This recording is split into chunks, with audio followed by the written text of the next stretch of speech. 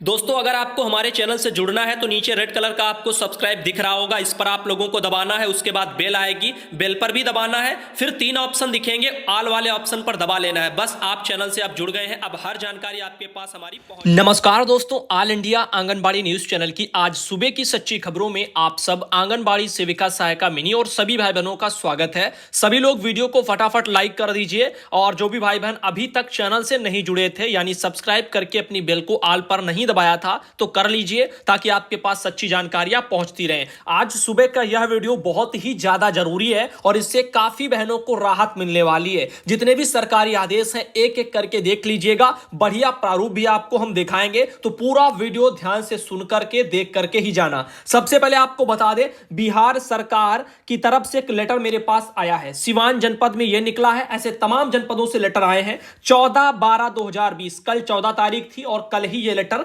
निकला है। जिला प्रोग्राम पदाधिकारी हैं सिवान के, उनके द्वारा लेटर निकाला गया अपने वहां के किसको, सभी बाल विकास परियोजना अधिकारी को। उसमें कहा गया है कि माह नवंबर 2020 का पोषाहार वितरण उसी के संबंध में, दिसंबर आपका चल रहा है लेकिन नवंबर महीने का पोषाहार का वितरण अभी हुआ नहीं है, तो उसी के वितरण को लेकर के लेटर आया है 14 दिसंबर को यानी कल। इसमें देखिए क्या लिखा है। इसमें कहा जा रहा है कि आईसीडीएस बिहार पटना का एक पत्र आया है जो 2/12/2020 को निकला था, एक निकला है 10/12/2020 को। इसके जो है आलोक में माह जो नवंबर है 2020 का जो पोषाहार है वो वितरण टोकन प्रणाली से ही कराना था, ऐसा लेटर आया था। 15 तारीख तक डेट भी बढ़ गई थी, मैं वो भी आपको हमने बता दिया था। अब आगे इसमें बिंदु क्या आए हैं। पहला बिंदु है बहुत ही इंपॉर्टेंट, अगर किसी कारणवश टोकन का सत्यापन फेल हो गया है उस परिस्थिति में भी टेक होम राशन का वितरण दिनांक 15/12/2020 तक जो है करके उसका जो प्रतिवेदन है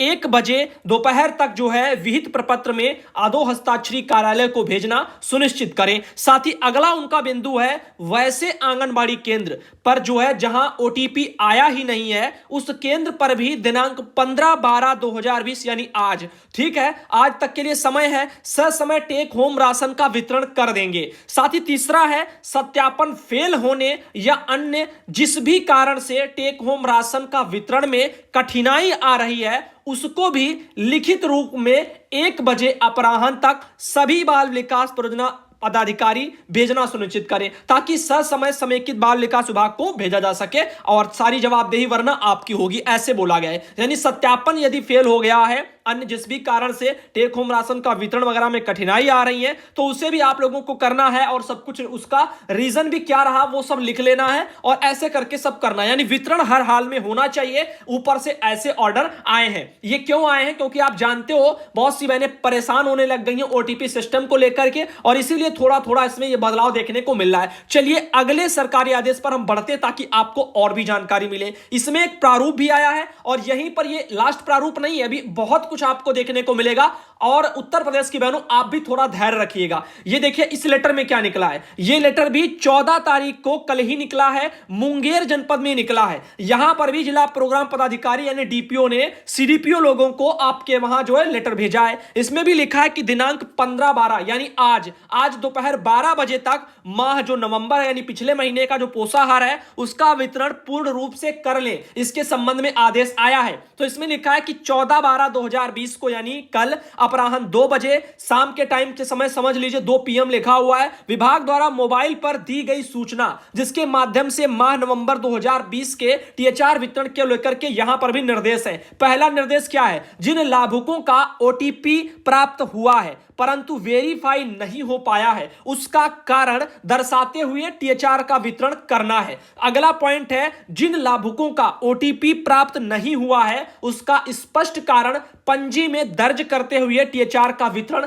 कराएं। साथ ही तीसरा है, सभी लाभुकों को टीएचआर वितरण दिनांक 15/12 यानी आज दोपहर 12 बजे तक पूर्ण रूप से करवाया जाए तथा शाम 4 बजे तक एक्सेल सीट में रिपोर्ट विहित प्रपत्र में भी भेजा जाए। रिपोर्ट इस प्रारूप पर मांगी जा रही है, देख लीजिए मुंगेर जनपद में लिखा है। क्रम संख्या का कॉलम है, परियोजना का नाम का कॉलम है, केंद्र संख्या का यहां पर कॉलम है। पहले क्रम संख्या है, अब यहां पर ये केंद्र संख्या, ठीक है। केंद्र का नाम का कॉलम है, ओटीपी प्राप्त लाभुकों की संख्या का कॉलम है, ओटीपी वेरीफाई नहीं होने वाले लाभुकों की संख्या का कॉलम है, वेरीफाई नहीं होने का जो कारण है वो लिखना है ओटीपी प्राप्त नहीं होने वाले जो लाभुक हैं उनकी संख्या लिखनी है, ओटीपी प्राप्त नहीं होने का जो कारण है वो लिखना है, अभियुक्ति, ऐसे करके ये जो है कॉलम आपको भेजे जा रहे हैं, इन पर आपको सूचना देनी है। एक और चलते चलते हम लोग एक लेटर और देख लेते ताकि और आपको समझने में आसानी हो जाए। 14/12 कल ही यानी ये लेटर जमुई जिले में भी निकला है, यानी पूरे बिहार में डीपीओ लोगों ने अपने अपने वहां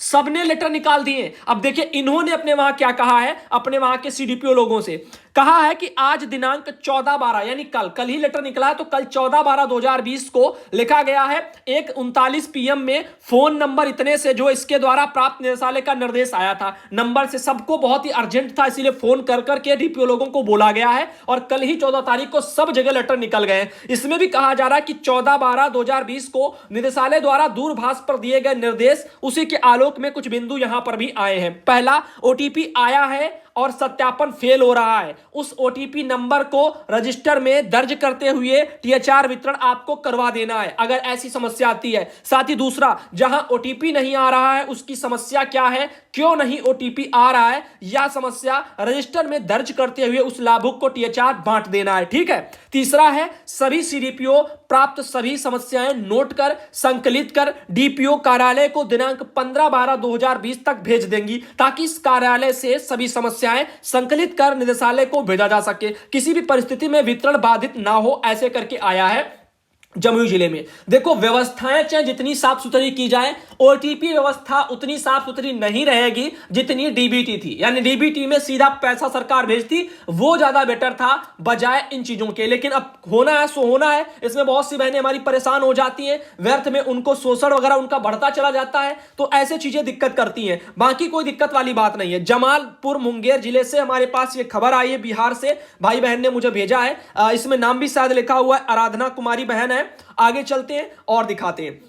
ये भी आया था, इसको भेजा था अमर भाई जी दरभंगा बिहार से यूनियन से, उनके द्वारा भी लेटर आया था। सुधांशु जी, ये लेटर जमुई के डीपीओ द्वारा सीडीपीओ को लिखा गया है और आपका अमर जी भाई दरभंगा बिहार से स्वागत है भाई का, उनके द्वारा भी लेटर भेजा गया भी हमको। और अब हम आपको दिखाते हैं, एक बहन के द्वारा और जानकारी भेजी गई है, भागलपुर बिहार परियोजना से है, इस्माइलपुर वगैरह से, दिखाते हैं आपको क्या है। ये आपका टोकन रिपोर्ट अभी फिर से मैं आपको दिखा रहा हूं दूसरी, क्योंकि कल आपको एक वीडियो में दिखाई थी, उसमें परसेंटेज 80 तक पहुंचे थे, लेकिन आपके 11 AM तक सुबह के टाइम पर यह नया फिर एक बार भेजा गया था। कल 11 बजे AM के हिसाब से रिपोर्ट है यहां पर। अब तो आंकड़े और बदल गए होंगे, हो सकता है जैसे रोहतास में 99.89 वगैरह % टोकन का काम पूरा कर लिया गया है, थोड़े बहुत लोग रह गए हैं। टोकन जनरेट किए गए थे 3700 यानी 3704, ठीक है, वेरीफाई हो गए हैं 3700 यानी 4 टोकन मात्र रह गए पॉइंटों में, वो भी अब तक हो गए होंगे क्योंकि 11 AM पर यह रिपोर्ट निकली है उस हिसाब से। और आज आपका 11 के बाद समझ ले पूरी उधर साइड वाला पूरा दिन हो गया और आपका पूरी रात हो गई, अब तक तो सब जगह हो गया होगा। और क्योंकि लास्ट आपका कब है, आज ही लास्ट है, आज 15 है, 15 तारीख को दोपहर 12 बजे तक के लिए बस समय है मात्र टोकन वगैरह के माध्यम से वितरण दर्शाने का, और इसको अपना पूरा कर लीजिएगा जितना हो सके। ये देख लीजिए सब कहीं 90, 99%, 98% ऐसे करके पूरा हो चुका है। जहां जहां नहीं हुआ है वो लोग भी जो है प्रयास करिए। अब इसमें देखिए 11 बजे के टाइम पर यहां पर जो नंबर ऑफ जो जीरो डिस्ट्रीब्यूशन वगैरह प्रोजेक्ट दिखा रहे हैं उसमें भी काफी कम हो गए हैं, जैसे आपका नवादा है, सहरसा है, दरभंगा है और कैमूर है,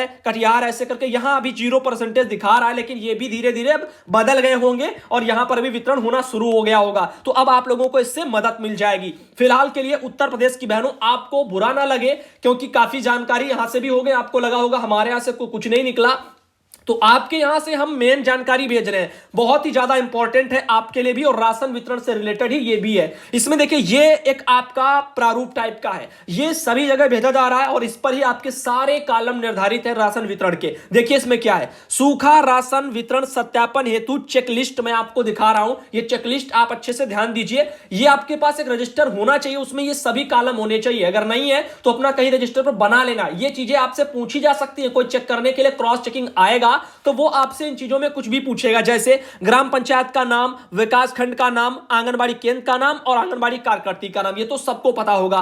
फिर अगला है राशन वितरण हेतु कार्यरत स्वयं सहायता समूह का नाम, तो समूह का नाम भी आपको पता होना जरूरी है। आंगनबाड़ी केंद्र हेतु स्वयं सहायता समूह द्वारा उपलब्ध कराए गए राशन की मात्रा वो कितनी है, गेहूं के पैकेट कितने, चावल के, दाल के, ऐसे करके, और किस तारीख को आपको मिला वो सब ऐसे करके आपको बनाना होगा। ठीक है, समझ रहे हैं आप। दाल नहीं मिली है तो नहीं दिखाएंगे, तो ऐसे करके आपको अपने हिसाब से देखना है। कॉलम सभी जरूरी है तो कॉलम आपको बनाने। आगे देखिए तीसरा, आंगनबाड़ी कार्यकर्ती द्वारा लाभार्थियों को सूखा राशन किस दिनांक को वितरित किया गया, इसके बारे में भी यहां पर आपको लिखना और जानकारी होनी चाहिए किस दिन आपने वितरण किया। आगे, आंगनबाड़ी कार्यकर्ती द्वारा वितरित किए पैकेटों की संख्या जो है वो श्रेणीवार आपको भरनी है। जैसे जैसे आपके 7 माह से 3 वर्ष के जो बच्चे हैं उनको गेहूं के पैकेट की संख्या कितनी है, देखो पैकेट यानी पैकेजिंग के हिसाब से होना था, इसलिए पैकेट की इसमें बात आती है, लेकिन बांटा कैसा गया, पन्नियों में भर भर के बांटा गया, पैकेट वैकेट कहीं नहीं आ रहे, तो आप वजन के हिसाब भी लिख सकती हैं, ऐसे भी आप समझ सकते हैं। ठीक है, वजन के हिसाब से आप लिख देना। और इसमें देखो चावल है, गेहूं है, दाल है, इन सबके 3 से 6 वर्ष वालों के अलग है, गर्भवती धात्री किशोरी के अलग है, सैम बच्चों के लिए अलग है, ऐसे करके है। और नीचे कुल योग का भी एक ऑप्शन बना हुआ है। इसके अलावा आंगनबाड़ी केंद्र पर अवशेष मात्रा सूखा राशन, जिसमें गेहूं, चावल, दाल जो भी है वो आपका रह गया यानी बच गया अवशेष में, तो उसको अवशेष में दिखाया जाएगा, उसके आगे दिनांक भी आप डाल सकते हैं। सूखा राशन की पंजिका बनी है या नहीं, सूखा राशन की एक पंजिका भी बननी है ना, तो वो आपकी बनी होगी, उसमें भी हां का निशान लगाना है। आगे देखिए साइन किस किस के होने हैं, ग्राम पंचायत अधिकारी, देखो नाम व मोहर सहित ग्राम पंचायत का नाम और उनका नाम भी हो और मोहर वगैरह सब ये लगने चाहिए, दिनांक वगैरह भी डाल देंगे। ग्राम प्रधान का हस्ताक्षर, नाम व मोहर सहित ग्राम पंचायत का नाम और दिनांक सब करके। ग्राम पंचायत सदस्य का नाम व हस्ताक्षर, ग्राम पंचायत का नाम और दिनांक। ऐसे लाभार्थी के माता पिता व हस्ताक्षर, लाभार्थी का वर्ग श्रेणी, ऐसे करके इनका भी दिनांक सब कुछ, किशोरी का नाम और उनका भी हस्ताक्षर। ये एक और जानकारी आई थी। अरुण कुमार भाई हैं, उनके वहां पर भी आंगनबाड़ी बहनें हैं, इन्होंने अपना टोकन प्रणाली को जो है लेकर के विरोध वगैरह अपना